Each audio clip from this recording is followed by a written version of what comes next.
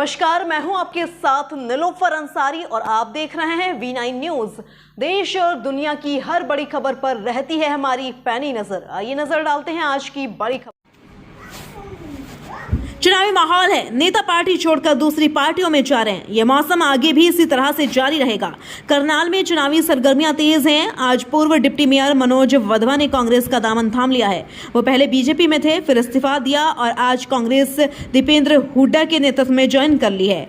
दीपेंद्र हुड्डा ने कहा कि उन्हें मान सम्मान उचित स्थान कांग्रेस पार्टी में मिलेगा। कांग्रेस के परिवार का विस्तार हो रहा है। पिछले दिनों में 40 से ज्यादा विधायक, पूर्व सांसद, पूर्व मंत्रियों ने कांग्रेस का दामन थाम लिया है।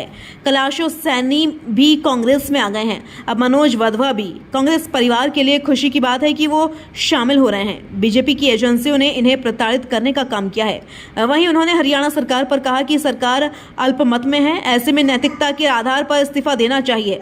राष्ट्रपति शासन लागू होना चाहिए और चुनाव होना चाहिए। राज्यपाल को संज्ञान लेना चाहिए, पर वो मिले ही नहीं, जो बीजेपी के नेता तकनीकी कारण बता रहे हैं। वहीं मनोज वधवा ने मीडिया से बात करते हुए कहा कि ना बीजेपी अपनी नीतियों पर चली, न विचारधारा पर। मुझे प्रताड़ित करने का काम किया गया। मेरे काम करने की इच्छा थी, मेरे साथ दुर्व्यवहार हुआ है, मुझे सम्मान नहीं मिला। मैं जब अपनी पार्टी में था, उनकी पार्टी में था, तब उन्होंने प्रताड़ित करने में कोई कसर नहीं छोड़ी। आगे देखते हैं। बात साफ है, चुनावी मौसम में नेताओं का एक पार्टी से दूसरी पार्टी में आना जाना लगा रहेगा।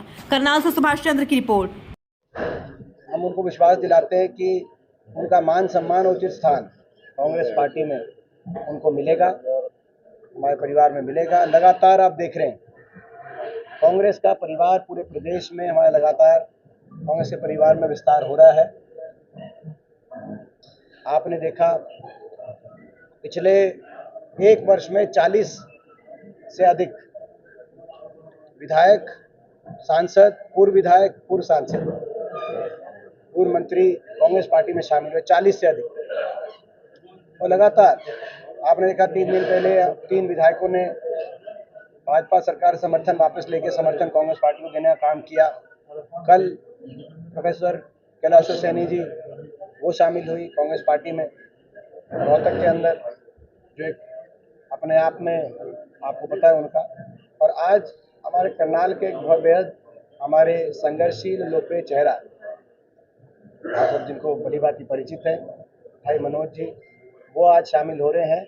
मैं उनको बहुत बहुत उनका स्वागत करता हूं और मैं आग्रह करूंगा कि भाई मनोज आपके पीछे कर यार, अजय प्लीज यार। मनोज जी, नायब सैनी मनोहर लाल कहते हैं कि आप विधायकों की परेड करवा दीजिए राज्यपाल के सामने, देखिए आपके भी 2-4 कमी मिलेंगे। देखिए ऐसा है, ये आज सरकार अल्पमत की सरकार आ चुकी है। उन्होंने जो 48 विधायकों की लिस्ट दी थी, उनमें 2 चुनाव लड़ रहे हैं, 3 ने समर्थन वापस ले लिया है। तो ये अल्पमत की सरकार है और ऐसे में नैतिकता ये बताती है कि मुख्यमंत्री जी को स्वयं इस्तीफा देना चाहिए और राष्ट्रपति शासन में चुनाव होना चाहिए, निष्पक्षता लोकसभा का।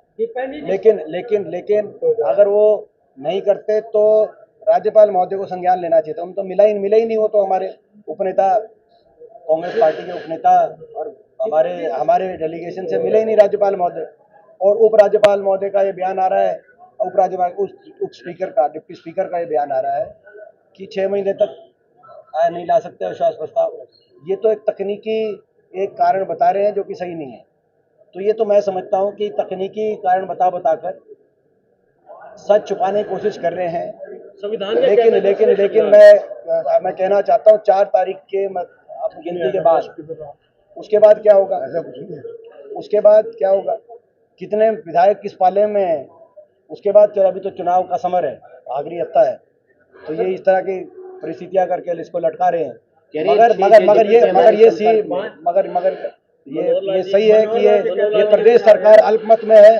हम मांग करते हैं कि प्रदेश सरकार इस्तीफा हो। संविधान क्या कहता है कि हमले होने शुरू हो गए, इसको कांग्रेस किस तरह से देखती है? क्योंकि आरोप ये लग रहे हैं कि वो कांग्रेस ही है। देखिए, ये बिल्कुल मैं पहले दिन से मैंने एक चीज कही है, आज उसको रिपीट करना चाहता हूँ कि लोगों की नाराजगी है, हर वर्ग की नाराजगी है। उस बात को हम समझ सकते हैं क्योंकि इस सरकार ने हर वर्ग की अनदेखी करी और हर वर्ग के साथ क्रूर व्यवहार किया।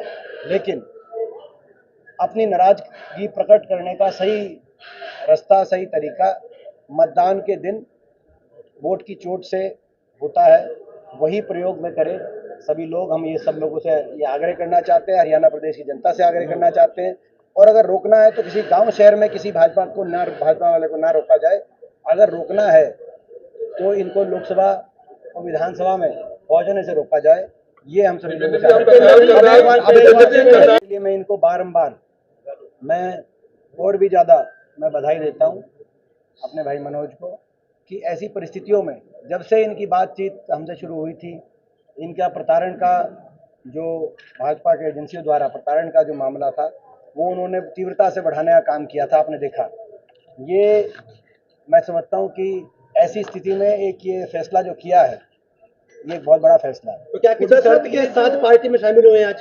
कांग्रेस पार्टी में जो हमारे सारे जो अपना आपने देखा जो सारी ज्वाइनिंग है वो एक कांग्रेस पार्टी का जो हाईकमांड का एक हमारा एक सिद्धांत है कि सभी कांग्रेस पार्टी में। दीपेंद्र जी, जब भी कोई बीजेपी छोड़ता है ईडी पीछे लग जाती है, क्या रिलेशन है आपस में? देखिए, ये तो आप देख ही रहे, जो देगा बीजेपी को चंदा बीजेपी उससे देगी धंधा, जो नहीं देगा बीजेपी को चंदा बीजेपी मारेगी ईडी का डंडा।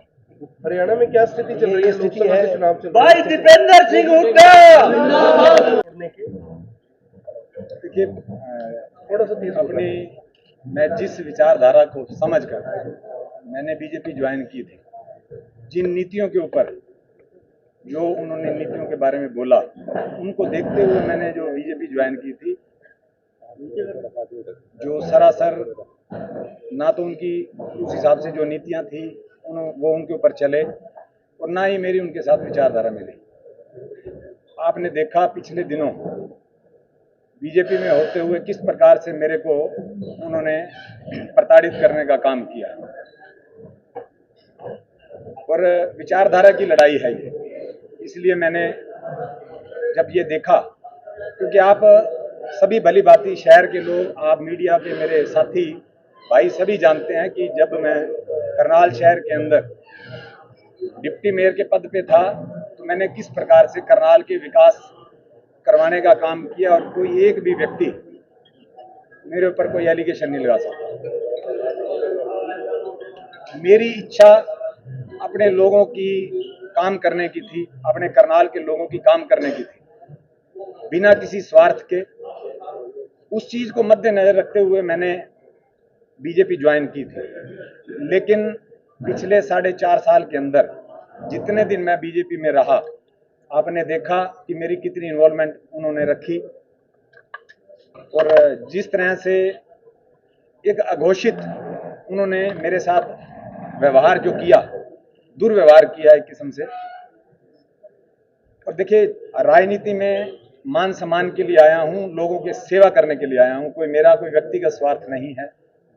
और जहां पे सम्मान ही ना हो तो मेरे हिसाब से वहां पे शायद आप भी मेरे साथी ये जरूर कहेंगे कि वहां रहने का कोई मतलब नहीं बनता। आपने कहा प्रताड़ित किया, क्या आगे मैं इनको बारंबार मैं और भी ज़्यादा मैं बधाई देता हूं अपने भाई मनोज को कि ऐसी परिस्थितियों में जब से इनकी बातचीत हमसे शुरू हुई थी, इनका प्रताड़न का जो भाजपा के एजेंसियों द्वारा प्रताड़न का जो मामला था वो उन्होंने तीव्रता से बढ़ाने का काम किया था। आपने देखा, ये मैं समझता हूं कि ऐसी स्थिति में एक ये फैसला जो किया है ये एक बहुत बड़ा फैसला है। तो क्या किसी शर्त के साथ पार्टी में शामिल हुए आज? कांग्रेस पार्टी में जो हमारे सारे जो अपना आपने देखा जो सारी ज्वाइनिंग है वो एक कांग्रेस पार्टी का जो हाईकमांड का एक हमारा एक सिद्धांत है कि सभी कांग्रेस पार्टी में। दीपेंद्र जी, जब भी कोई बीजेपी छोड़ता है ईडी पीछे लग जाती है, क्या रिलेशन है आपस में? देखिए, ये तो आप देख ही रहे, जो देगा बीजेपी को चंदा बीजेपी उससे देगी धंधा, जो नहीं देगा बीजेपी को चंदा बीजेपी मारेगी ईडी का डंडा। हरियाणा में क्या स्थिति चल रही है? स्थिति लोकसभा है के चुनाव चल रहे हैं। भाई दीपेंद्र सिंह हुड्डा।